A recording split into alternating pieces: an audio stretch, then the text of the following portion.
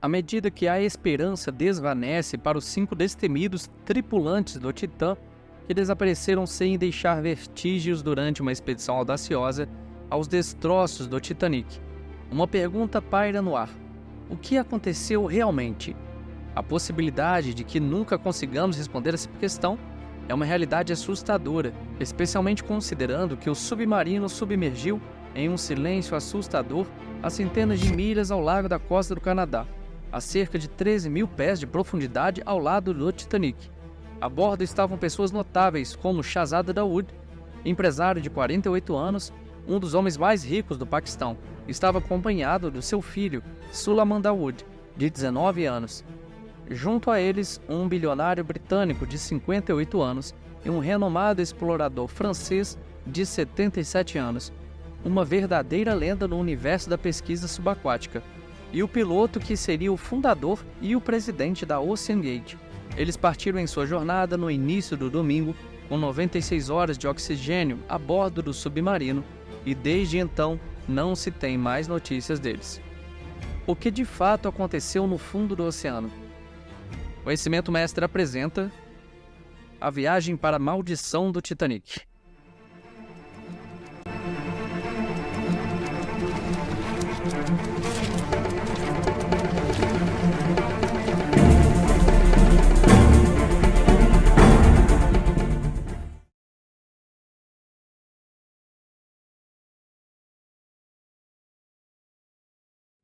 Especialistas em submarinos convergem para um consenso de que 5 incidentes distintos podem ter contribuído para a situação atual, sendo a primeira e a mais intuitiva delas a possibilidade de que o submarino, ao explorar o local do naufrágio, ficou preso nos destroços do próprio Titanic.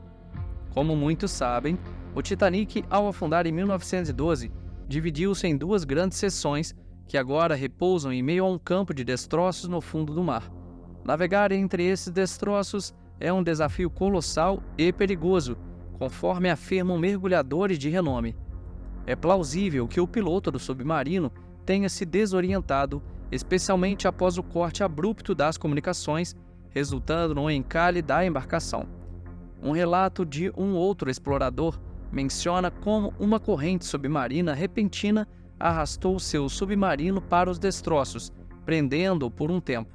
O Titã está equipado com lastros descartáveis que, uma vez liberados, poderiam proporcionar flutuabilidade extra e, consequentemente, auxiliar na elevação da embarcação à superfície.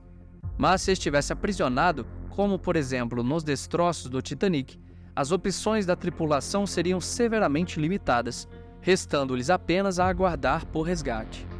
Um sinal de batidas captado pelo sonar poderia ser interpretado como tentativas da tripulação de chamar a atenção batendo no casco do submarino. Infelizmente, até o momento, as equipes de resgate ainda não conseguiram localizar a embarcação. Outra possibilidade preocupante é que o Titã tenha sofrido uma falha de energia ou algum defeito em seu equipamento vital. O submarino depende de baterias para alimentar as comunicações e uma falha nesse sistema poderia explicar a perda de contato com a superfície. Além disso, as baterias também fornecem energia para os motores, as luzes e o aquecimento. Uma falha catastrófica nesse sentido deixaria o submarino paralisado nas profundezas geladas, mergulhado na mais completa escuridão.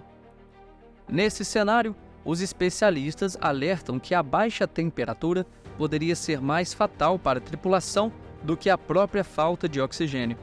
A ausência de energia complicaria ainda mais a localização do submarino e, mesmo que fosse encontrado, surgiria o enorme desafio de trazê-lo à tona com motores inoperantes. Esses são os desafios e mistérios que envolvem a situação atual do Titã. À medida que o relógio avança, a tensão aumenta e a necessidade de encontrar respostas se torna cada vez mais urgente. Embora exista a esperança de que o submarino possa ressurgir, até o momento os rastros da embarcação permanecem incertos.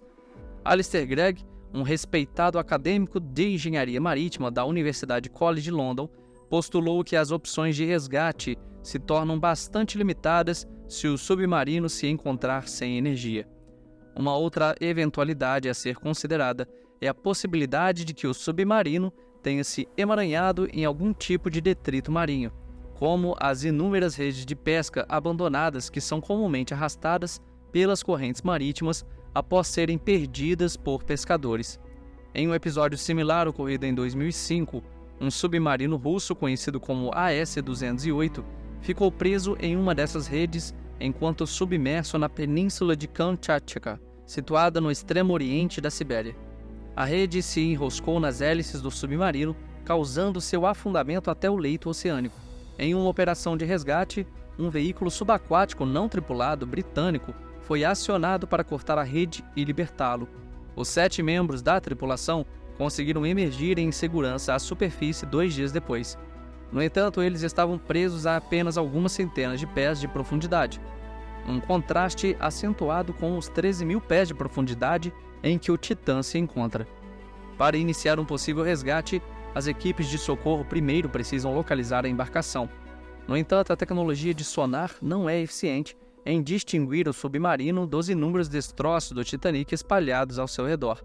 Mesmo que consigam desembaraçar o Titã, ele terá que retornar à superfície por seus próprios meios, pois a transferência da tripulação para outra embarcação a essa profundidade é inviável. Após a perda abrupta de comunicação com o submarino, a hipótese mais temida é a ocorrência de uma implosão catastrófica da embarcação. Michael Harris, um explorador veterano do Titanic, teme que seja exatamente isso que tenha acontecido. A uma profundidade de 10.000 pés, a pressão é 350 vezes maior do que na superfície, e se a estrutura do submarino falha nessas condições, a pressão oceânica o esmagaria quase instantaneamente, juntamente com todos os ocupantes a bordo. Mesmo uma pequena falha na estrutura composta por fibra de carbono e titânio do submarino poderia ter provocado tal acidente.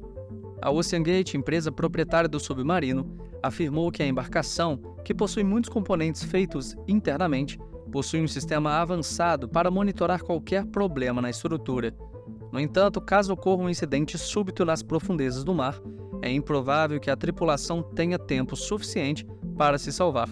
Um incidente semelhante ocorreu em 2017, quando o submarino da Marinha Argentina ARA San Juan desapareceu no Golfo de São Jorge. O naufrágio só foi encontrado um ano depois, disperso no fundo do mar. A causa exata do acidente ainda é desconhecida, mas acredita-se que uma falha elétrica levou a uma imersão além da profundidade máxima permitida, resultando em uma explosão que provocou a morte dos 44 tripulantes a bordo.